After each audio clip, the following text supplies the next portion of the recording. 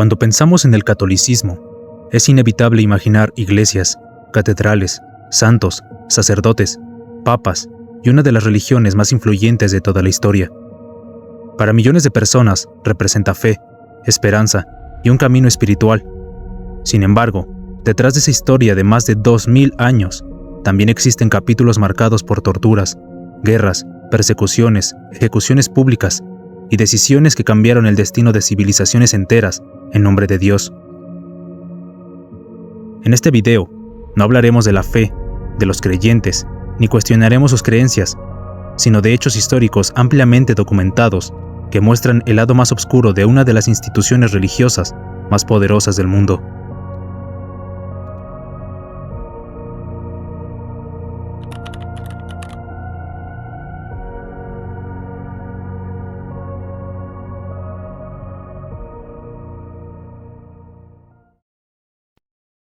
Si existe un episodio que resume el lado más oscuro de la historia del catolicismo, ese es, sin duda, la Inquisición. Surgida durante la Edad Media y vigente en distintas formas durante varios siglos. Fue un conjunto de tribunales religiosos creados con el objetivo de identificar, castigar a quienes eran considerados una amenaza para la doctrina de la Iglesia. Entre los acusados, había personas señaladas por herejía, supuestas prácticas de brujería, blasfemia, falsas conversiones o simplemente por expresar ideas que contradecían las enseñanzas oficiales de la época. En aquellos siglos, ser acusado era suficiente para que una persona viera su vida completamente destruida. Muchos eran denunciados por vecinos, familiares o conocidos, algunas veces por diferencias religiosas, pero también por envidias, venganzas personales o conflictos cotidianos. Una simple acusación podía bastar para iniciar un proceso que cambiaba el destino de cualquier persona, incluso si nunca existían pruebas sólidas en su contra. El miedo comenzó a extenderse entre la población, porque nadie sabía quién podía ser señalado al día siguiente. Uno de los aspectos más perturbadores de la Inquisición fue el uso sistemático de la tortura como método para obtener confesiones, aunque existían reglas que, en teoría, limitaban su aplicación. En la práctica, muchos acusados fueron sometidos a castigos físicos extremadamente crueles. El objetivo era que confesaran sus supuestos delitos o revelaran los nombres de otras personas involucradas. El sufrimiento físico y psicológico era tan intenso que numerosos prisioneros terminaban confesando cualquier cosa con tal de que el tormento terminara. Una confesión obtenida bajo esas condiciones era considerada suficiente para continuar el proceso judicial. Desde la perspectiva actual, resulta difícil imaginar un sistema donde el dolor fuera utilizado como herramienta para buscar la verdad. Pero durante siglos, ese mecanismo fue considerado legítimo por quienes administraban estos tribunales.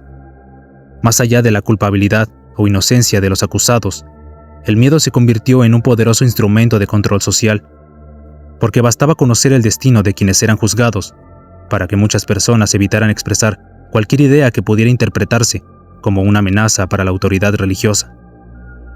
Por otra parte, cuando un acusado era declarado culpable y no mostraba arrepentimiento o era considerado un hereje reincidente, las consecuencias podían ser devastadoras.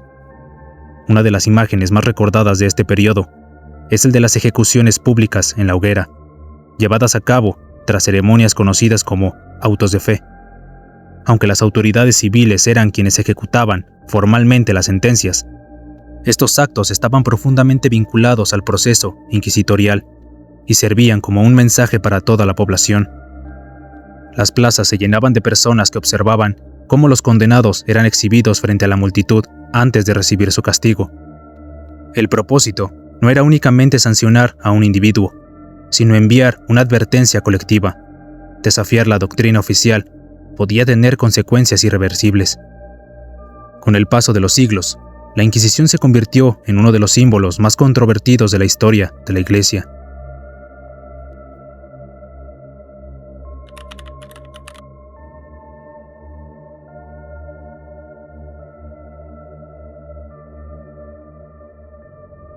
Si la Inquisición sembró el miedo dentro de los propios territorios cristianos, las cruzadas llevaron este conflicto mucho más allá de las fronteras de Europa. Entre los siglos XI y XIII, diversos papas convocaron expediciones militares con el propósito declarado de recuperar Jerusalén, y otros lugares considerados sagrados para el cristianismo, que en ese momento se encontraban bajo dominio musulmán. Sin embargo, con el paso del tiempo, los historiadores han señalado que estas campañas no respondían únicamente a motivos religiosos. También existían intereses políticos, económicos y territoriales que impulsaban a reyes, nobles y señores feudales a participar en ellas. A muchos combatientes se les prometían recompensas espirituales, como indulgencias o el perdón de ciertos pecados, además de la posibilidad de obtener riquezas, tierras y prestigio, bajo la idea de estar luchando por una causa divina. Miles de hombres emprendieron largos viajes hacia Oriente, convencidos de que combatían en nombre de Dios. Aquella mezcla de fervor religioso, ambición política y deseo de poder terminó desencadenando algunos de los episodios más violentos de la Edad Media. Las consecuencias fueron devastadoras para numerosas ciudades que quedaron atrapadas en el camino de los ejércitos cruzados. Diversas crónicas de la época describen matanzas, saqueos e incendios tras la conquista de varias poblaciones. Uno de los episodios más conocidos ocurrió durante la toma de Jerusalén en 1099, cuando numerosos habitantes, independientemente de su edad o condición, murieron durante la conquista de la ciudad. Para quienes participaban en aquellas campañas, la victoria militar representaba el cumplimiento de una misión sagrada. Sin embargo, para quienes vivían del otro lado de las murallas, significaba la pérdida de sus hogares, de sus familias y, en muchos casos, de sus propias vidas. El conflicto dejó una profunda huella de resentimiento entre distintas comunidades religiosas y contribuyó a consolidar una visión de enfrentamiento que perduró durante generaciones. Las cruzadas no solo cambiaron el mapa político del Mediterráneo, sino también la relación entre cristianos, musulmanes y judíos, marcada desde entonces por décadas de violencia y desconfianza. Quizá uno de los hechos más sorprendentes y contradictorios ocurrió durante la Cuarta Cruzada. Aunque el objetivo inicial era combatir a los musulmanes en Tierra Santa, la expedición terminó desviándose hacia Constantinopla, una de las ciudades cristianas más importantes de la época y capital del Imperio Bizantino. En 1204, los cruzados tomaron la ciudad y protagonizaron uno de los saqueos más devastadores de la Edad Media. Iglesias, monasterios, bibliotecas y edificios fueron saqueados, mientras innumerables obras de arte y reliquias religiosas eran robadas o destruidas. Para muchos historiadores, este acontecimiento demuestra cómo los intereses económicos y políticos llegaron a imponerse incluso sobre los propios ideales religiosos que originalmente habían dado origen a las cruzadas.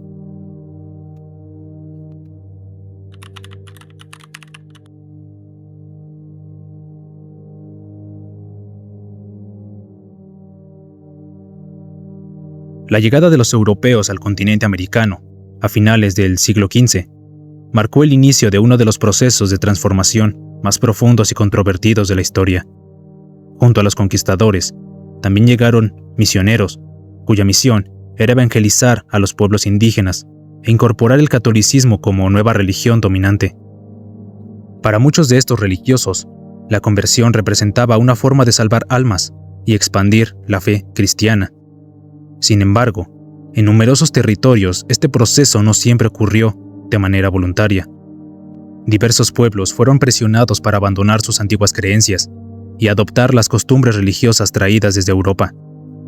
Templos considerados sagrados por las comunidades indígenas fueron destruidos o sustituidos por iglesias cristianas, mientras que numerosos códices, esculturas, objetos ceremoniales y testimonios escritos de culturas como la mexica, la maya y otras civilizaciones fueron quemados o eliminados al ser considerados contrarios a la nueva fe. Con ello, no solo desaparecieron edificios o símbolos religiosos, sino también una parte invaluable de la memoria, el conocimiento y la identidad cultural de pueblos enteros. La evangelización estuvo acompañada por un profundo proceso de transformación social y cultural. En muchas regiones se modificaron lenguas, costumbres, ceremonias y formas de organización comunitaria para adaptarlas al modelo impuesto durante el periodo colonial. A esto se sumaron los abusos que sufrieron numerosas comunidades indígenas dentro del sistema colonial, donde el trabajo forzado, las condiciones de vida extremadamente difíciles y la pérdida de sus territorios afectaron gravemente a millones de personas.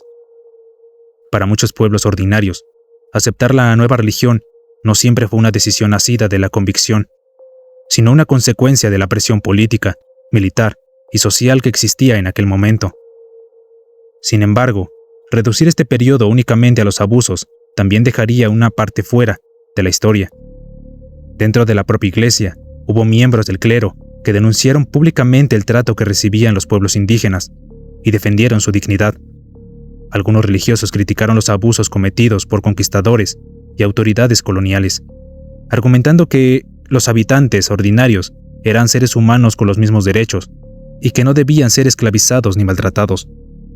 Sus denuncias influyeron en importantes debates dentro de la corona española sobre el trato hacia las poblaciones indígenas y dieron origen a reformas que buscaban ofrecerles una mayor protección, aunque en muchos casos, estas medidas no lograban cumplirse plenamente.